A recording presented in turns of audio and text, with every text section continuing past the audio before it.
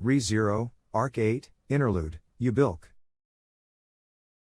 As we all know, Ubilk was a stargazer. The commandment bestowed upon him was that of saving the Wallachian Empire from the ruin of the great disaster that befell it. For that purpose, he, a mere male prostitute, had acquired unexpected intelligence, and eventually came to be recognized for his certain value by Vincent Wallachia. Of course, Ubilk was not so naive as to view that as an achievement of his own merit. Even so, amidst the many who were granted the position of stargazer and seemed to tread on tragic paths, Ubilk thought himself to be in a fortunate position. For the vast majority of stargazers, being granted a commandment meant distorting the human nature that they had possessed up to that point, and being forced to live in an entirely new way.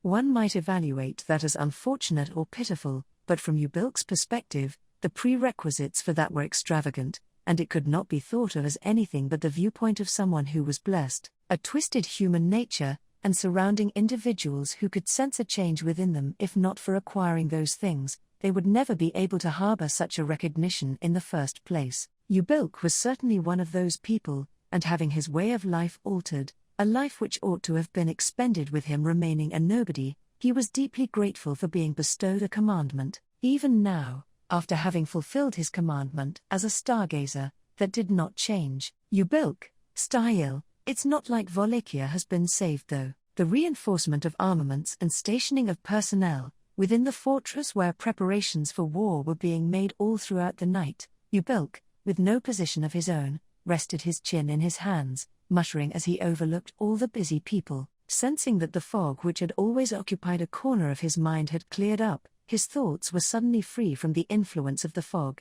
and Ubilk became aware that he was no longer a stargazer. As previously mentioned, the commandment bestowed upon Ubilk was that of saving Wallachia from the great disaster. In spite of that, the fact that Ubilk was currently released from his commandment was tantamount to implicitly signifying that there was no longer anything Ubilk could do regarding the great disaster. As soon as he woke up from the frenzy that had been stimulating him, Ubilk felt like he had been made naked. Ubilk, I'm grateful, you know?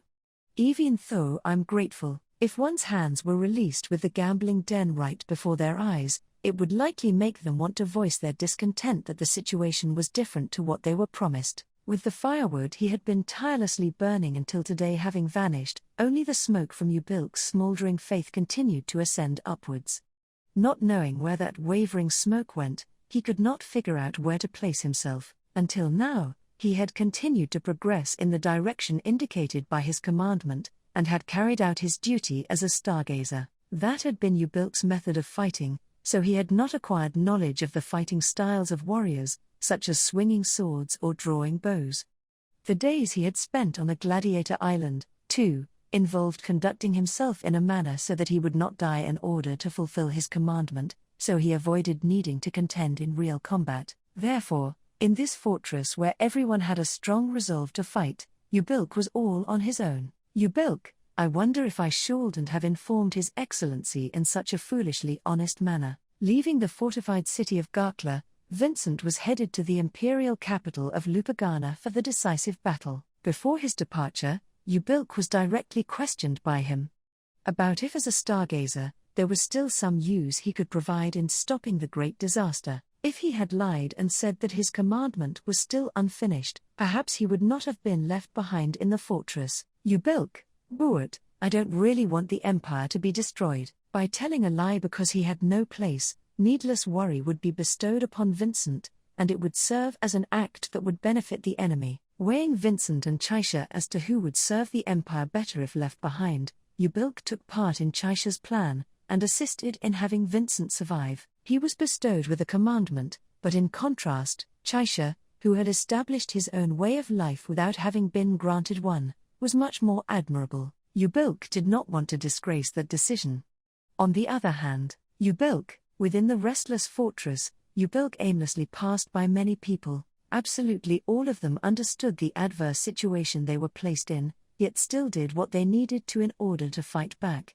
Regardless of how well they performed, Ubilk respected that they were devoting themselves to their duty. At the same time, he was envious. Just a little while earlier, Ubilk had been on the same side as them. Ergo, Ubilk thought to himself, Ubilk, Supposing the empire were to be in danger. I wonder if I could be bestowed with a commandment again. If he was deprived of his role, as it was no longer necessary, what if it were to become necessary once more? At this point, there was nothing Ubilk could do concerning Vincent's group, as they had already departed for the imperial capital. But, even if Vincent's group were to eliminate the ringleader of the great disaster, what would happen if someone with an important position in the kingdom were to lose their life, or if someone in an important post within the empire was to die? Would that not be a crisis threatening the ruin of the empire, in a form entirely different to that of the great disaster? Ubilk, the possibility of something like a stargazer being bestowed with a commandment, fulfilling it, and then being granted a new commandment, is close to zero. But, it isn't zero. If a crisis were to come about, commandments would likely be passed down in order to prevent that crisis. Yearning for such a possibility, Ubilk's legs began to head for the back of the fortress. Of course, the fort Ubilk and the others were present in was the Grand Fortress, the sturdiest within Garkla. In order to reach this point, the undead would need to capture the protective walls enclosing the city, as well as the numerous forts along the way. By that point, the perspective of those defending would treat it as a lost battle. However, there were no further means of retreat within the fortified city, and the soldiers would have no choice but to fight until the very last soldier fell. Quite literally, this grand fortress would be the last bastion. If there was an opening in that, Ubilk, a minor opening would be fine. Even if he did not go so far as to remove the latch from the gate, just doing a little damage would make it easier to be destroyed. Planting magic stones to go off after a certain amount of time within the outer walls of the fortress would also be fine. It was a scheme to give a push to the backs of the undead, helping them take a step forward. If he did that, the flame that had gone out in Ubilk's heart would receive a new kindling. You, what are you doing over there? As a voice suddenly came down on him from overhead, Ubilk halted his step, and darted his eyes about. Turning around, a gaze was looking down upon him from the second-floor passage of the fortress. His eyes met with those of a brown-haired woman, who rode in a wheelchair and had a nasty look in her eyes. With a look of suspicion on her face, she glared at Ubilk, who was present in the unpopular rear of the fortress, and, "Woman, don't tell me, you're slacking off. Listen here, even though a woman with bad legs like me is working, you've really got some nerve, don't you?" Ubilk, no, it's not like I'm slacking. Woman, so then, why are you in such a place? See, can you not make such poor excuses? You think a person like me is ignorant about the world, so it's easy to deceive me, don't you? Those sorts of things, I can tell. While mixing in a strange self-punishing comment, the woman denounced Ubilk's attitude. Anything that he could say in response would be pointless, so Ubilk was earnestly troubled as to what he should do. Racking his brain, he suddenly thought of something he wanted to ask the woman. "Ubilk, I want to ask something really quick. Your legs are disabled, and you're probably unable to fight, so why exactly does a young lady like yourself continue to live?" Woman, are you trying to pick a fight? Ubilk, no, you're mistaken. I wasn't really trying to speak ill of you. As the woman widened her eyes in anger and got hasty, Ubilk raised both of his hands and apologized. As he did, he truly tried to formulate what he wanted to say within his mind. In this predicament that the empire found itself, within the grand fortress in which warriors were coming and going, was a disabled woman who could serve no purpose. Ubilk, why does such a person go around searching for things to do like that? Woman, that's obviously because it'd feel awful to just stay put without doing anything. Receiving a blunt, angry voice in response, Ubilk was startled. Seeing Ubilk's surprised reaction, the woman gave an arg geez and bit her fingernails in irritation. While biting them, she fixed her eyes upon Ubilk as if he had killed her parents, and, "Woman, my fiancé died in this conflict. He went out of his way to come and save me, and he died." Ubilk, must have been tough. Woman, don't speak as if you know. Though, it isn't just you. Everyone is saying things like they know, but it's none of their business. But, Ubilk, woman, what would they think if a woman in a wheelchair remained whimpering and cowardly, unable to serve any purpose? They would make a fool of Todd, saying stuff like Her fiancé died because she was such a burden. Her voice and lips trembling, the woman spoke while tears welled up in her eyes as she gave an angry glare. The name that had suddenly appeared without explanation was likely the name of her fiancé. What she was speaking of was undoubtedly just her paranoia. But, though it was excessively dramatic, there was also some truth to it. Without knowing the circumstances, without knowing the relationship between this woman and her fiancé, if strangers were to cross paths with her for just a moment, the majority would likely harbor such pity for her. Woman, I don't need anything like pity. If I can have even a little bit of dignity, if there is even a little bit of work I can do, then that idiot won't need to be looked down on by people who didn't even know him. Ubilk, woman, I'm going to live my life with dignity. Clenching her teeth, with tears welling up in her eyes, while her frail voice trembled, the woman spoke thus. Saying that, the woman glared at Ubilk with her moistened eyes once again, and, woman, if you understand, then find a job to do and get to work. Are you below a woman in a wheelchair? Was that intended to light a fire in him through rough words, or was it purely just her having a sharp tongue? For Ubilk, who did not even know the woman's name, her true intentions could not be deduced. Though he could not deduce them, the woman had sufficiently conveyed what way of life she had established for herself, and that was, Ubilk, you're quite praiseworthy, young lady. After all, you just crushed one of the reasons leading to the empire's ruin. She became the impetus for Ubilk, who had ceased to be a stargazer, to be released from his commandment in a true sense. Katya, saying such nonsense like that man was trying to redirect the conversation. Well, after that, it looks like he properly went to the soldiers in the fortress to find work to do. Walking next to Katya, who was breathing roughly, unable to relieve her anger, Rem sighed deeply at the story of the man she had reprimanded. Even in such a situation where everyone needed to work together as one, there would always be a certain number of troublemakers. They were the ones who would discourage the morale of those around them and disrupt harmony. Rem, but, please be careful. There's no guarantee that they won't lose their temper and turn violent on Katya-san. Katya, that's, Rem, I'm glad that this time someone listened to you obediently. Next time, please don't be so reckless when I'm not around. Katya, her lips pouting with bitterness, had nothing to say in response to Rem's concern. She did not want to outright say thank you, but she also did not want to say something that would make her feel bad for no good reason. As she caught a glimpse of such Katya-like anguish, Rem parted her lips. Subaru and the rest had left for the imperial capital, and the people that remained in the city were busy preparing for the defensive battle. Those who could fight were assigned to their respective positions, while those who could not were assigned to support them. Rem, who could use healing magic, was valued highly.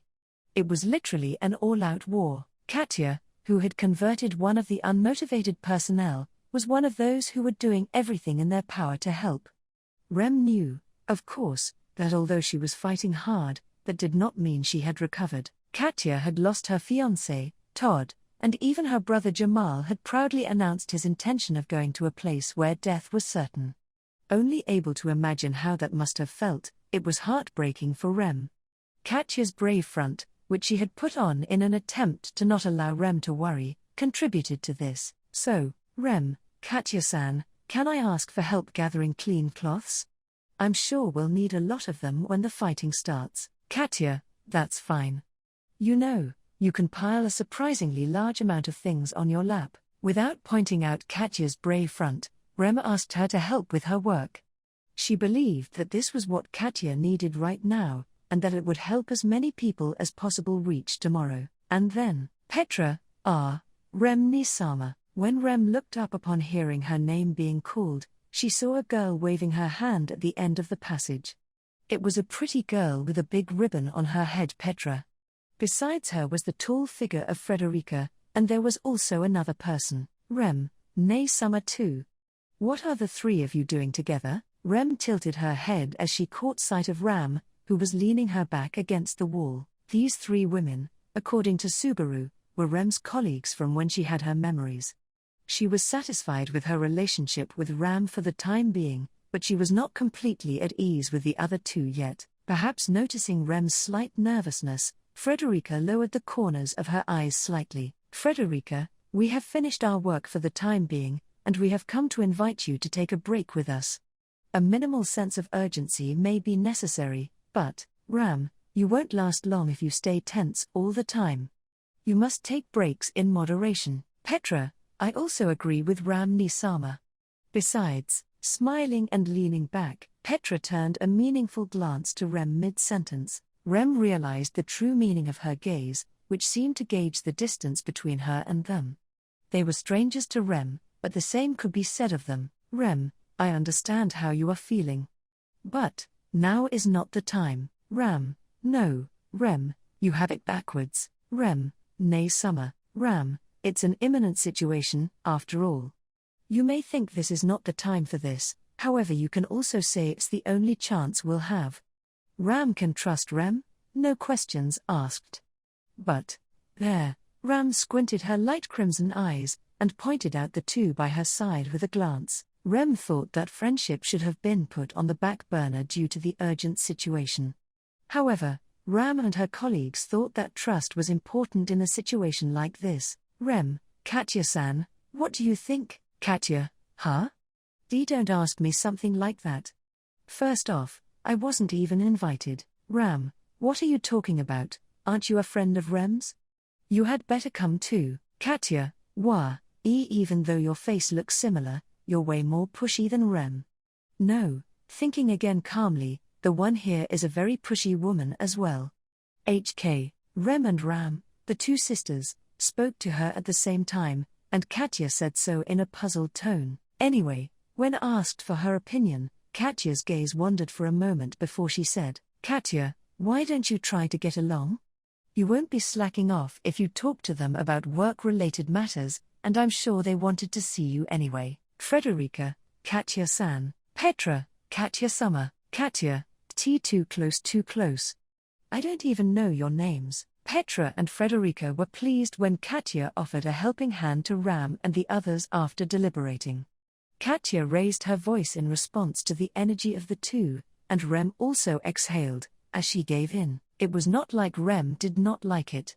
It was just that she could not help but feel pressured. Ram, are you really that worried about Barusu? From Rem's side, Ram asked this of her, who was watching Katya and the others with her hand on her chest. In that single question, Rem felt as if she could see right through her, and she realized once again that she was no match for her sister. That was when it happened.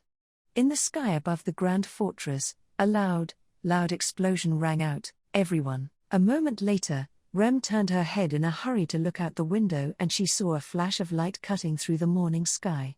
It was a report from a city watchman, who had used the signal that was agreed upon in advance. Ram, Frederica, understood. Immediately after, faster than Rem could act, Frederica responded to the sharp call of Ram. She quickly stepped behind Katya, and grabbing the handles of the wheelchair. Frederica, Katya-sama, be careful not to bite your tongue. Katya, wait, hold up. Kya, Petra, Frederica Nisama, this way. As Katya let out a scream, Frederica began pushing her wheelchair fiercely, and Petra trotted out with her small body to lead the way. One moment later, one after another, all of the people in the fortress, or rather, the entire city, began to move at once. Rem gasped, feeling as if the city itself was shaking. Rem, are you prepared? Lined up next to Rem, Ram looked into her eyes as she questioned her determination. If she were to say that she was not ready, what would her sister have to say to that answer? Ram, if that was the case, rest assured that Ram has already prepared for Rem as well. Rem. As expected of Nay Summer. Ram, of course. Ram is the kind of older sister you should be proud of. Nodding to Ram, who shared her courage without even needing to ask her for it, Rem followed Katya and the others ahead as she ran with her sister through the noisy fortress. The battle was about to begin. The final battle that would determine the fate of the Empire. Rem, please. I'm relying on you. Thinking of the boy who was not here, Rem bashfully prayed for him. Whether it was because she was relying on that boy, or because she was not able to be by his side to help him, she did not know the source of her frustration. And now, between the imperial capital and the fortified city, the curtain was raised on the final battle for the Wallachian Empire.